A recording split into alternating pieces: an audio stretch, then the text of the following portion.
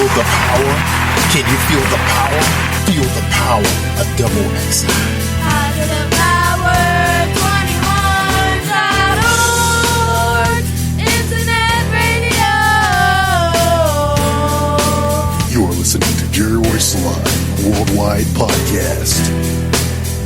All right, family, what's going on? What's going on? Welcome to Positive Power Double XI Christian Media. And yes, we are live. You want to check us out?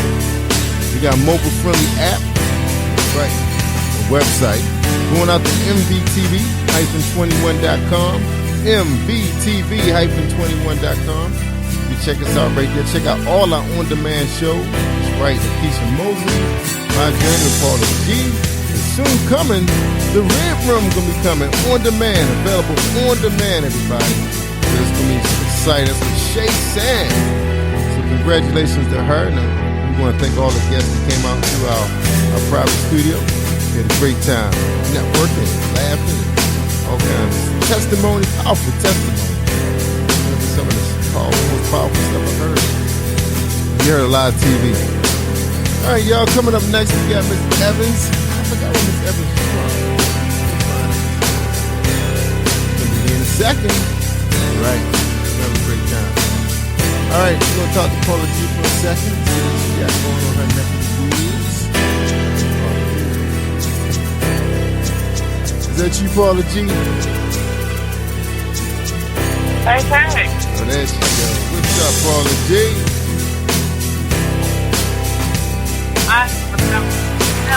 Down here.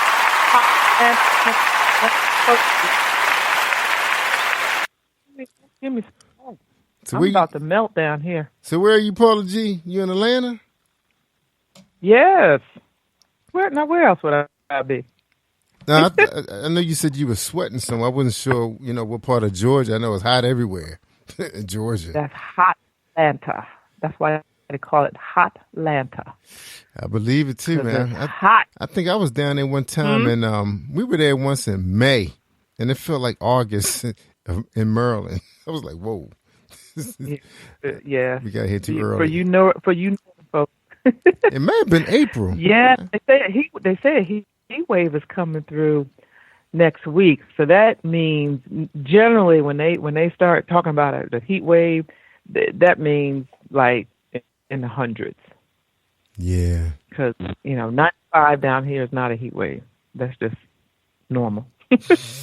I know. We were close to 90 today, and it was really humid. Very humid. Yeah. Yeah. Had the air and on. Yeah. And it affects, the people with respiratory challenges, they really struggle. Yeah. I know my neighbor and my neighbor and I had a conversation about that. He was out there working in the yard, and he was doing a whole bunch of stuff. He was landscaping and cleaning his car at the same time. And he said he likes the heat. He said, I love it like this. I said, man, to tell you the truth, dude, I do like the summer, but I like me some winter too. Right. Because I feel like you can kind of control your body temperature during the winter, but you can't during the summer. Not when you're outside. I don't care how much cold. Yeah, to fight to stay cool. Yeah, I don't care how much snowballs you eating. Yeah. The heat exhaustion. Freeze. I said, I don't care how many snowballs and freeze cups you got in your hand or in your pocket. You're going to be hot. You're just going to be hot. I don't know if I agree with that. You're going to be hot. Yeah, how you going to be hot? You got snowballs and... It's 90 degrees. You ever had that when you were little and your friends put a snowball down your shirt, down your back? Yeah, but it felt good when it's like 90 degrees out, though. You love it. Mm-hmm. Yeah, it's like, we're going to be sticky and everything, but, Yeah, snowballs and 90 degree weather. Yeah, man, we used to have a ball back then, doing that kind of stuff. I know, right? We got Shamia Evans coming up. She's a spoken word artist, and we hope we'll be able to play some of her work so everybody can check her out. And I'd like to play it before she actually come on the show so we can save some airtime for her to talk to us. Maybe she can spit something live for you, Paula. Maybe she could do that. Well, we'll see. We shall see. But yeah, spoken word artists are, we have quite a lot of them here in the Atlanta area, and so many of them, their journey is just so in depth. you know. And there's some of them that you really got to listen to those words, really listen to those lyrics, because they're deep. They make you think. Yeah, man. You know. All that testimony up in there. They make you, Yeah. they make you. Mm. They really, really make you. You know, they really make you think. What's today? Friday, yesterday, Thursday. Oh my gosh, my journey. Yeah, and I hope y'all saw it yesterday. If you didn't, Sunday morning at 8:00 a.m., just a dynamic, powerful testimony by Lyle Moore out of Atlanta, Georgia. Yes. Oh my! I'm still really. I watched it like 4 times. I told you I watched it about 5 or 6, well 7 now because I had to load it on. Matter of fact, it's gonna be on MVTV 21 tonight on Music Vision. Okay. Yeah, while you talking? There you go. Yeah, while you talking, it's gonna be loaded on Oh demand. wow! That's right. Episode 20 Loaded and 21. Yes. So it'll be on demand. So Yes. I'll put the link out there so people can check it out. Man. And that, that's the part about that show is just such a blessing to be able to sit down with people and for them to be authentic, and you find out things, even if it's individuals that you find out things that you never knew about their journey, and it just speaks to, it just speaks to, everybody has a journey. Everybody can write a book. Everybody do a TV show, because we all have a story to tell. But the challenge is being able to, allow God to use you to share it in such a manner that it really reaches people. So true. Yeah. He needs to be on Next Man Up or something. And look, some of us when we do these shows, 20 minutes never seem like enough, but a lot of them seem to give you the meat of the potato soup, whatever, the stew. Yeah. Uh-huh. The stew. Yeah, the meat of the stew. Yeah, the meat of the stew. Is that meat of the potato, the stew. Yeah. They really do. It really, people really pack it in there. Yeah, they really get in there. You've been busy, Batman. Batman's been busy. Batman been busy, y'all. We got a lot going on. We pushing. We trying to fill seats for three shows, right? We got three tapings coming up, and 2 of them have live audiences. So we got to fill the seats up, and we got to fill the shows up. So we busy. We doing our thing. We learned a lot about wait till last minute. The Red Room. Yeah, Shay. Yeah, I was looking at it today. Oh, Shay. I was looking at Dr. Eric Holmes' show. I think I might release that show first because Dr. Holmes, he's actually downtown in Charm City at the Legacy Award, big gala. They having a big dinner and gold carpet and banquet tomorrow night. Award show, 150 participants, guests. I saw him live on Facebook Live. Mo is down there. I actually talked to Mo. She was hanging out downtown. She was in Federal Hill when I spoke to her. Now a lot of people don't know about the history of Federal Hill, but that's where the cannons sat at to keep the British from invading the shorelines of Baltimore. Yeah, I gotta pull out. You know what? It's funny.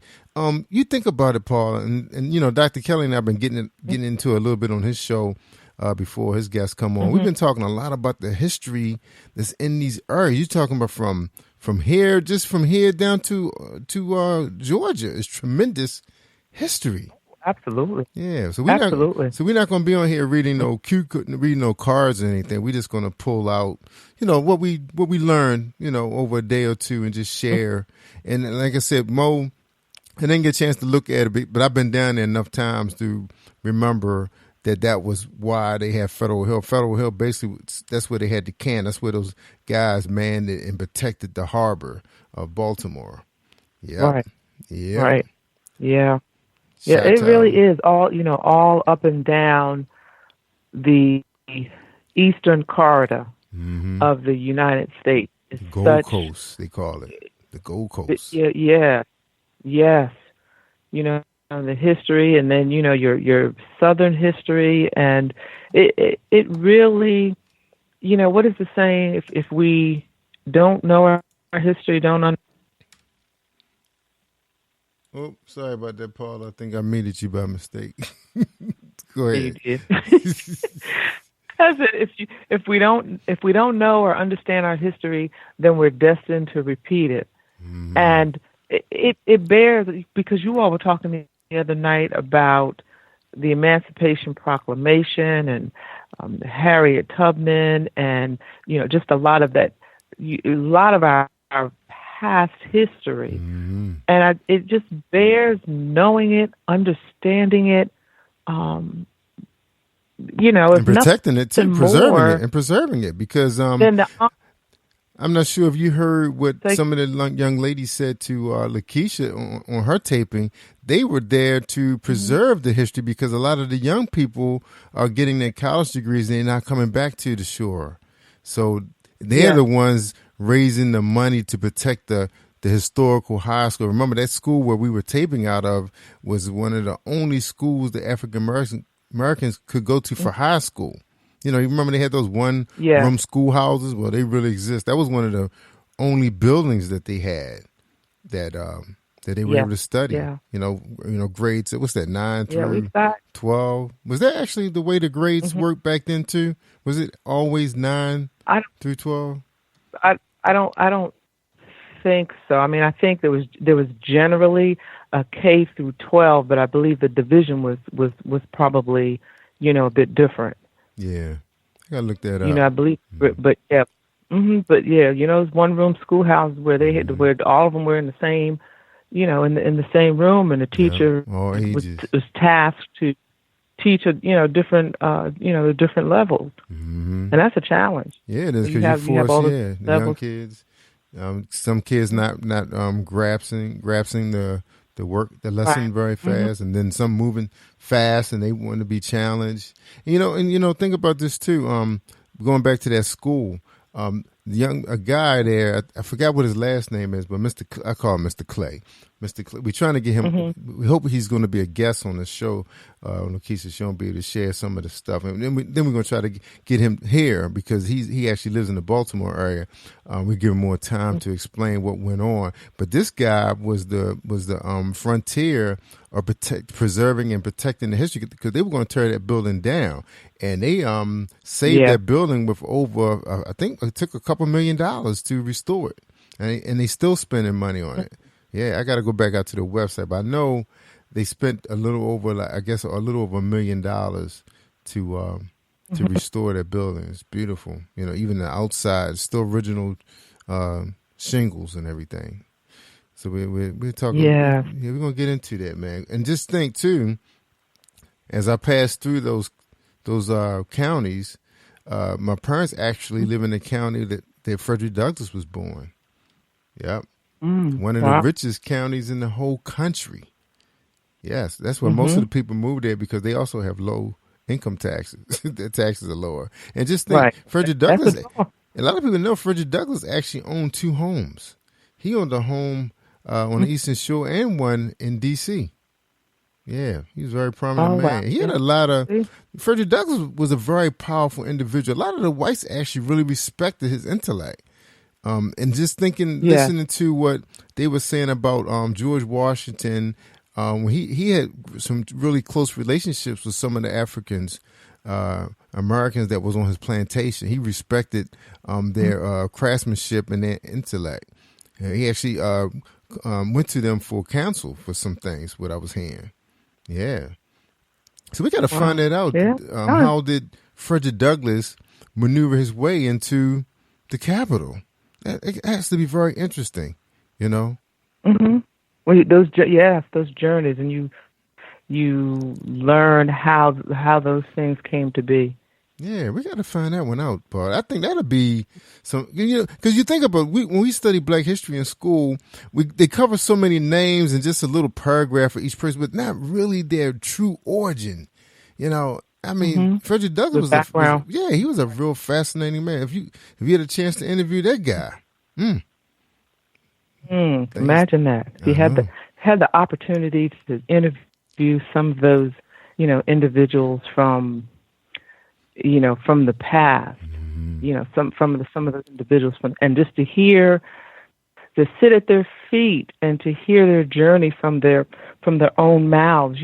Being here in Atlanta, I've had the opportunity to be in the presence of some of civil rights leaders and to listen firsthand of their experiences. And I've heard two different versions of that night in the hotel with Dr. Martin Luther King Jr. in Memphis. Right.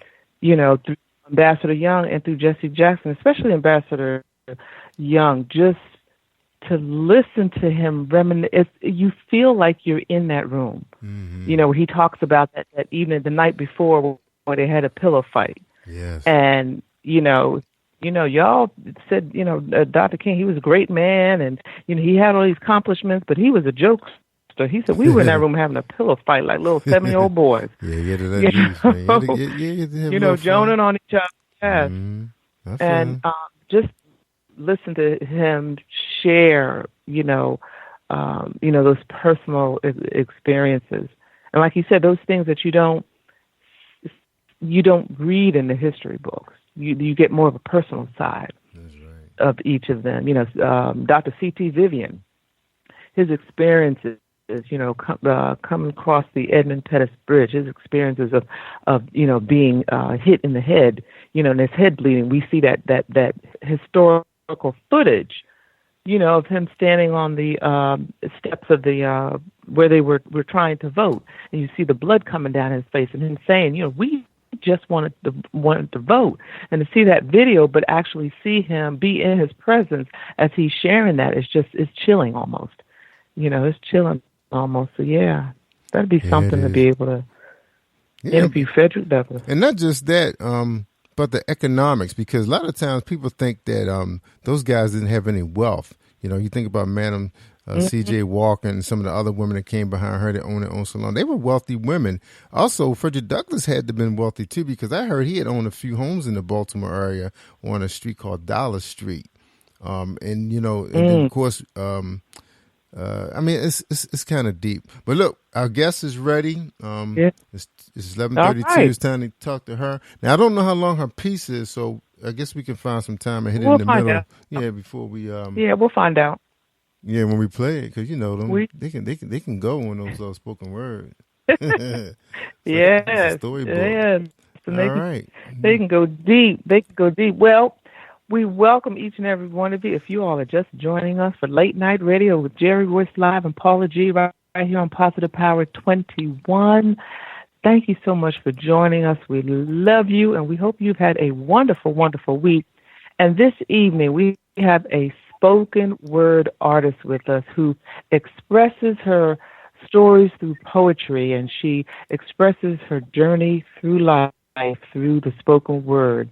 And she's also, in addition to being a spoken word artist, she expresses herself through dance as well as art. So we'll get a chance to take the journey with her through spoken word, dance, and art with my guest this evening, Shamia Evans, my sister. How are you? Hi, I'm good. And yourself? I am fantastic. I woke up this morning, so I'm going to try not to complain. I try not to complain every morning I wake up. For some reason, God sees fit to wake me up, so I'm gonna do something with that day. Okay, still got work to do. I am gonna do something.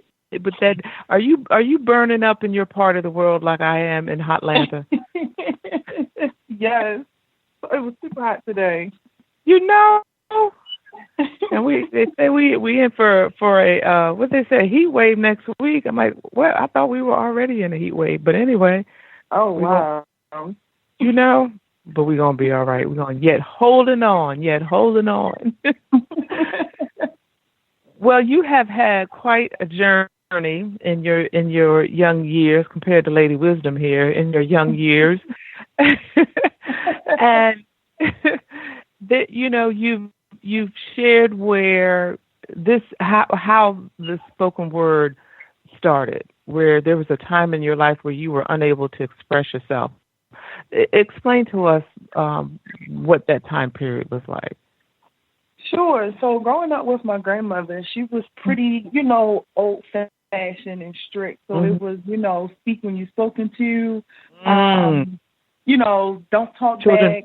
Yeah, children should be seen and not heard. Okay, I got it. Exactly. So I grew up that way, and of course this was before she found Christ and changed her life around. So my earlier years,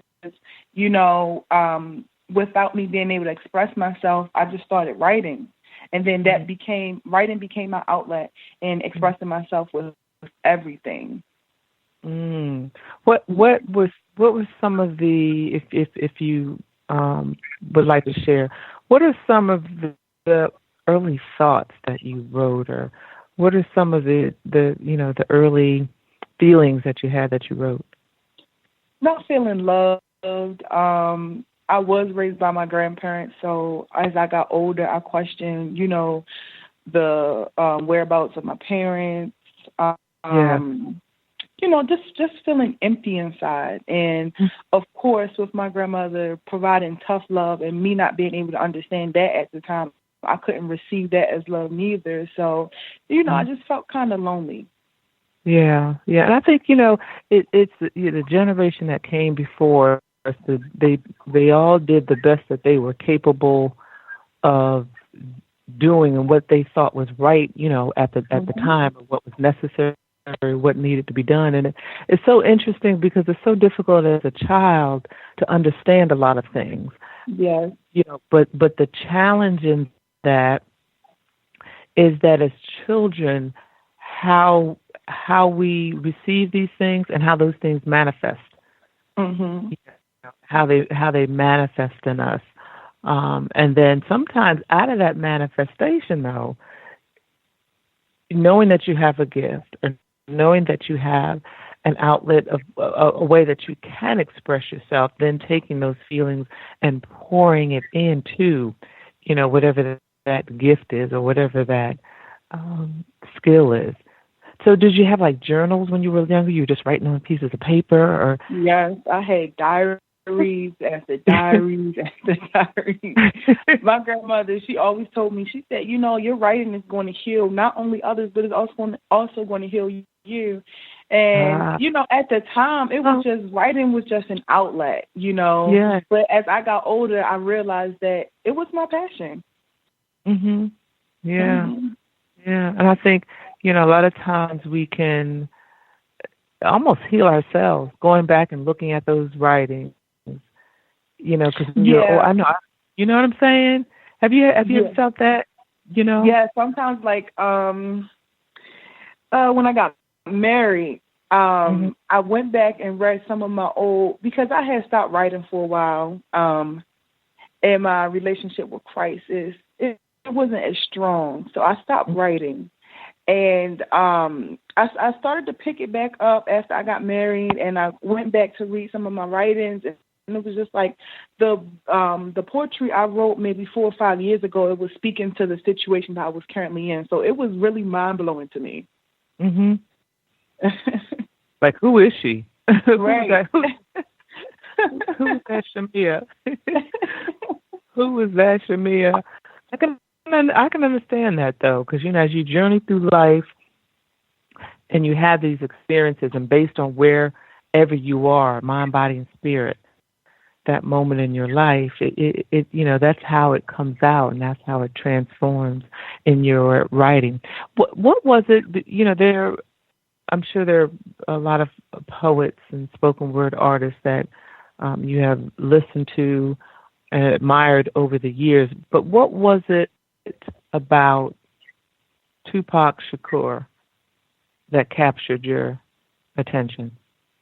It was how he had the ability to express like the raw version of himself, like his emotions, through poetry, like how he would, pretty much like tell a story. I love the metaphors and the similes that he would use to compare the pain that he would feel or whatever he was trying to convey in the poem. And that what really, captured me with Tupac.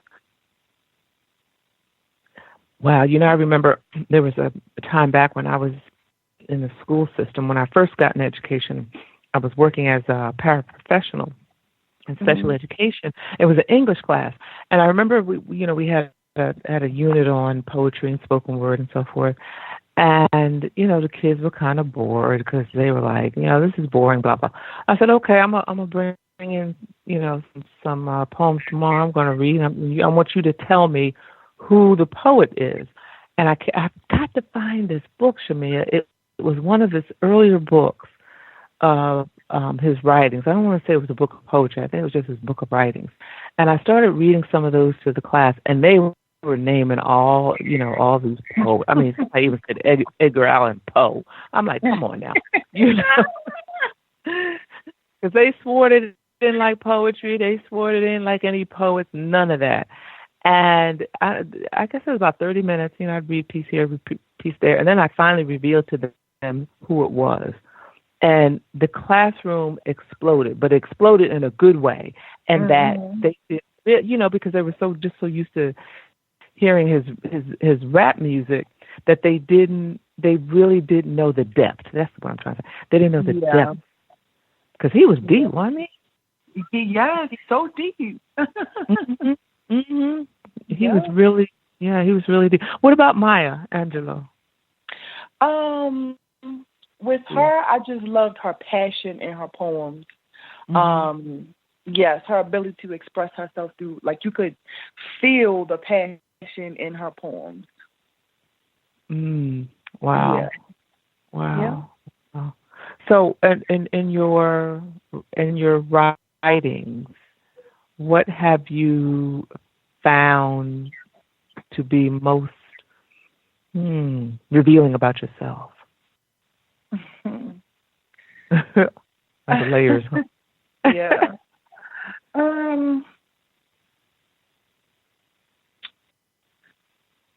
I guess that,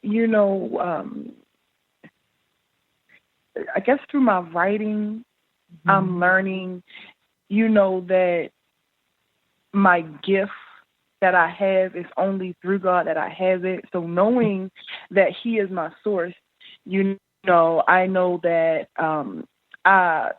through my poetry, He revealed characteristics about myself, or things I may need to learn, or lessons that I may need to learn through my writing. So it's just like, my writing is my lifeline. Having that relationship with Christ, if that makes sense. It does. It does. So how, speaking of your relationship with Christ, take us on that journey as to how you found Him, how it grew, and how you're walking with Him now. Wow. So, I grew up, I had a hard childhood because I made it hard, right? So the void of love, I filled it, with boys. So I was that fast teenage girl. And when I turned 18, I left. I went into a transitional living program after I came from the basic training. I went and did the transitional living program through foster care because I was raised in, the foster care system.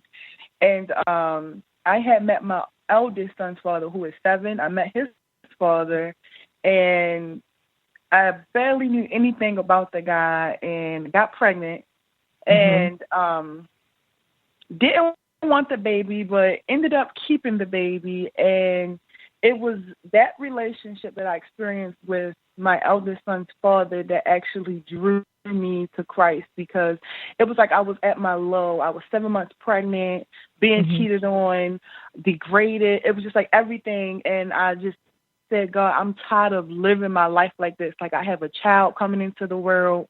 And the void I felt from, my parents not being there, I didn't want to bring another child in the world and have them feel the same feeling. So my mission, or my passion, then became to, love this child with everything in me. And I can't love my child with everything in me if I'm not at 100%. So, I asked God, I said, God, whoever's not meant to be in my life, remove them.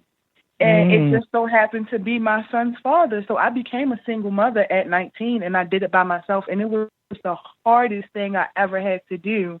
And I had no one. My grandmother, of course, it hurted her. So she didn't know how to process the whole thing. So we stopped talking, and me and my mother, we didn't really have a strong relationship. So I was pretty much by myself. But it was in those times when I had no one that, I was able to lean and depend on God. And that's when I actually established a relationship with him for myself, because I grew up in a church with my grandmother, but I knew of him but didn't know him. So at 19, I got to know Christ for myself, and that's when I started journeying on this path with Christ. But, of course, I fell off. And then, at a time, you just get tired of going around in circles. You get tired of, living the same life, not being filled and not being happy. And I was just like, God, I want to be filled. I want to be happy. I don't want the temporary happiness. I don't want to, it's just a lot of things I was tired of. And then when I became married, I got married at 23. And then me and my husband, we welcomed the second boy into the world, and it was just like, okay, this is another baby. Then I started feeling the pressure, like I really have to get myself together because these kids are dependent on me. So, I went into the marriage without Christ. So God, he told me, I'm going to show you that this is not going to work without me. So me and my husband, we went through everything, and we've been married going on 4 years, and it was just like, you have to surrender, and God was just showing me over these 4 years that if you don't surrender, it's not going to work. So I'm like, I want my family, I want my kids, I want to be the best that I can be, and I don't want to repeat the mistakes that my parents made. So it's like I had no choice but to be better. And what was it, this past January, it was just like, okay, God, I'm tired of running in circles. I'm tired of doing things my way. I surrender. I submit. What is it that you have for my life? So since then, I've been, journeying with Christ, learning about my purpose in life, the work that he wants me to do. And I just been submitting, reading, fasting, and praying. And that's all part of the journey. And being patient, that's all part of the journey. Yes. That's all part of it. But it's interesting, how we're driven to him, through, the choices that we've all done it. We've all made these choices in the journey of our lives that have borne both positive as well as negative consequences, from which we have to emerge from and make a conscious decision, just like you did. You made a conscious decision that, and I'm so, grateful, so proud to hear that. You make a conscious decision. It's like, okay, I got these little people looking at me, and they're looking at me like, what you gonna do? Like, oh, you need to get it together because we here, And, making that decision and taking that responsibility and holding yourself accountable is huge. That just speaks to, your inner strength. And God sees that. He sees that. Got you on this journey, and he's going to continue to use you. Do you have any particular pieces? And I know there's probably a few, but is there a particular piece that, and if you can't, that's okay, that you can share with us that has spoken to you over the years? Well, yes. Since I've been, on this journey with Christ, a big thing that I struggle with, and, probably the center of why I, went through the things I went through is because I was struggling with my identity. I didn't know who I was.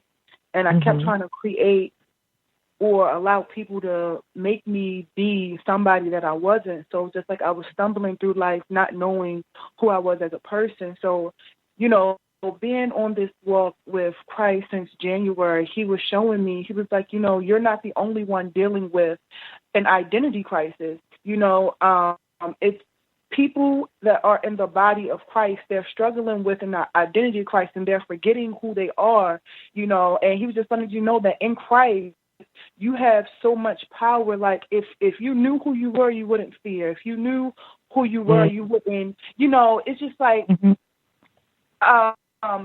he was just letting me know that, it was an identity crisis. So it's this piece that I've recently written, and it's out of the book of Genesis, between Adam and God is reminding Adam, who he created him to be, regardless of the mistakes that he had made.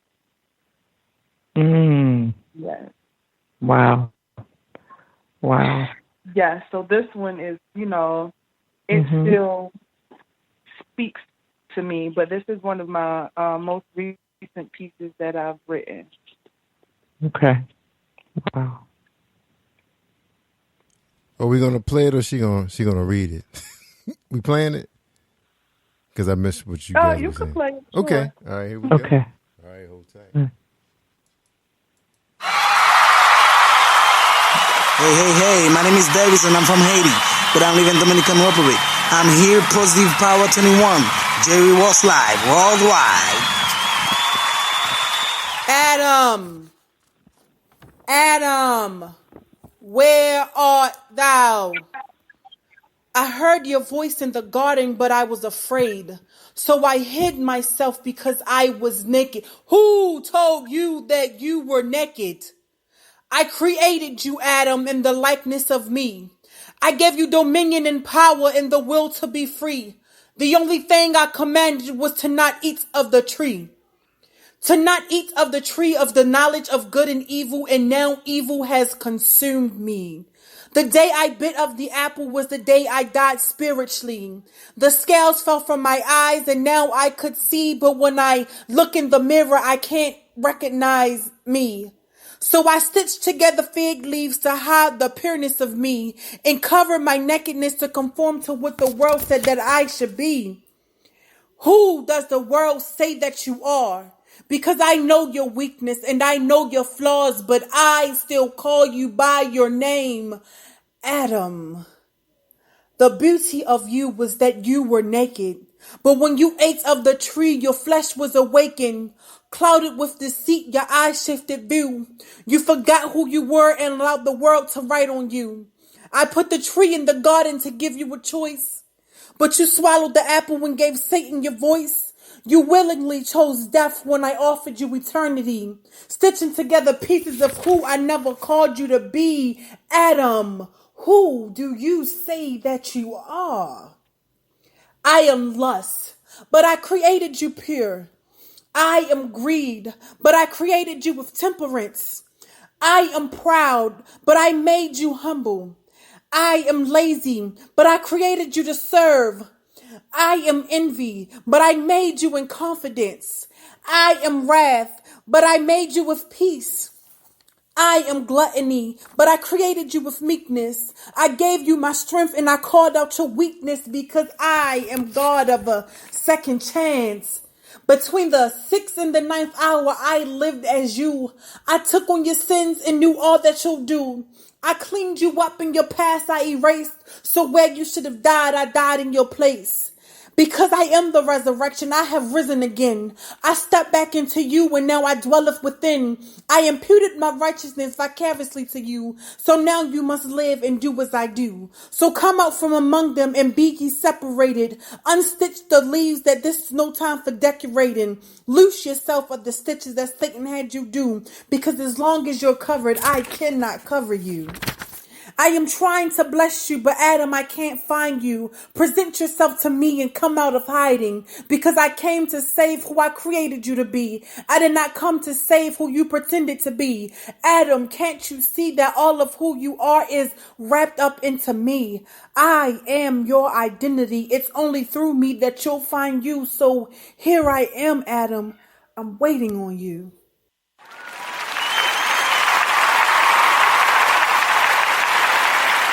You're listening to Jerry Royce Live Worldwide Podcast. Beautiful. Beautiful, beautiful, beautiful. Thank Wow. you. How does that feel when you hear your own work being shared and the responses that you get? Yeah, I was like, what? I wrote that. That was me? Yes.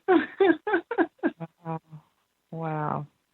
If you, I ask this question to guests on occasion, and I think you're probably the first spoken word artist that I've asked the question to.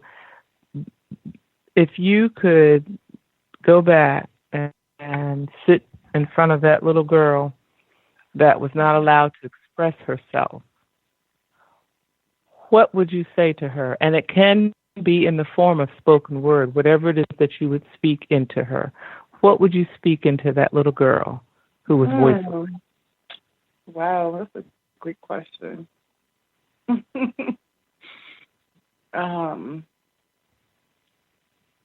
Wow. Mm-hmm. What would I say to myself? I know, because it's probably so much, and it's hard to, condense it. What would you say to her? What would you? What keep coming to my mind is Hmm? that you are loved. That even though it doesn't feel like nobody sees you, Mm-hmm. Mm-hmm. God sees you and God loves you. Mm. You know. Yes. Yes. Yes. Yeah. And that's so true. And you think, you think as, because a lot of us grew up in that children are seen and not heard, era. So you've got a generation or generations of people walking around where internalizing things is the norm for them. Mm-hmm. But there are others that, such as yourself, who were fortunate enough to have a gift to be able to pour all of those internal, well, maybe not all, but the internal feelings into that gift, and in the form of spoken word. Yeah. It's beautiful. It's beautiful, and that was a beautiful, beautiful, beautiful, beautiful piece. And are you sticking around for the Christian Party line? You gonna hang with the ladies tonight? Oh, okay. All right. So we're going to transition in a bit, but before we do, because we may have some audience members that are staying with us for the Christian Party line. I hope most of you will, but we may have some that may not. So share with the art. Well, a couple things. One, for the aspiring spoken word artists that are listening, what give a couple of nuggets that you can share with them to help them on their journey. My biggest thing is to, always, no matter what, keep Christ first, keep Christ at your center, and your life will be so much easier. Even, your artwork. He just makes everything better. Yes. Yeah, and that's right, because you dance. I know you probably talk about it a little bit on the flip side, but in addition to the spoken word, just the art of dance has been poured into you, and the art of art also has been poured into you as well. So hopefully the ladies in the Christian Party line, you can kind of touch on that a little bit as well. So is there anything else that you'd like to share that maybe you have not had an opportunity to voice? No, I don't. Okay. All right. Well, we thank you so much for sharing with us. We thank you so much for joining us. We know you're going to hang around because you're going to join the ladies on the Christian Party line, which we are transitioning to. And I believe this evening, V Speak Life is our moderator, along with her co-host, Lakeisha Mosley. Monique Washington is joining the team tonight. Shouts out to Monique. Shalonda Williams is with us in the house, I believe. Miss Patrice Jackson. She's about to be my neighbor now. She's down here in Georgia. Chanel Lynn Malloyd, my sister Chanel Lynn Malloyd, and Shay Samuels, who is out and about working on a variety of projects, and just doing what God has called her to do as well. And we are so excited for her. We want to congratulate her on her TV show, The Red Room, just a dynamic show, had dynamic guests this past week. Also, Lakeisha Mosley's show. These ladies on Positive Power 21 are rocking. Trust and believe. Positive Power 21 is the place to be for positive and encouraging radio and TV. So make sure that you feel the power of Positive Power 21. Make sure you keep up with us with all of our programming and our shows. Miguel Profecta, Pastor Kelly as well, Ree on Monday night, Shalonda's show. Y'all just make sure you tune in to Positive Power 21. You will be blessed. And at this point, we are going to transition to the Christian Party Line, I believe so. Batman, we're going to take a music break? Take a music break. Take a music break. I am the music break. That's right. Batman got something to say. I just want to remind everybody, please share the file, y'all. Please share the file. Also, Music Vision television station is actually up. Family owned and operated. That's right, by African Americans. They know what they're doing. Right, Paula G? That's right. All my partners and shareholders and investors. Shout out to you guys. Also, our underwriters. Can't forget the underwriters keeping us on the air at WATC2TOO.TV. Check out Paula G once a month. You catch her on 57.1 digital and Comcast on, I think it's channel 1 in Atlanta, Georgia. And also you catch her on WATC.TV.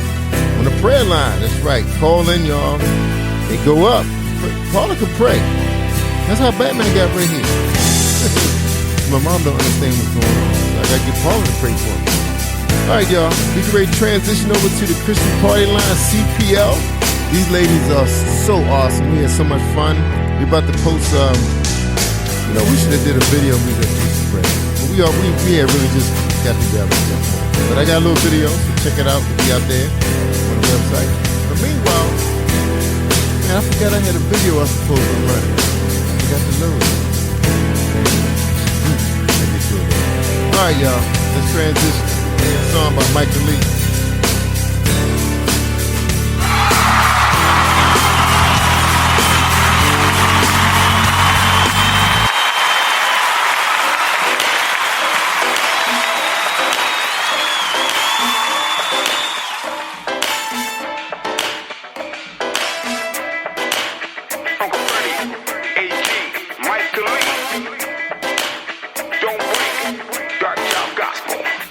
Searching for a testimony from your test. The race is near the end, but you've run out of breath. You're exhausted from your struggles, you've got nothing left. Well, I came here to give you some encouragement. When you feel like you're about to give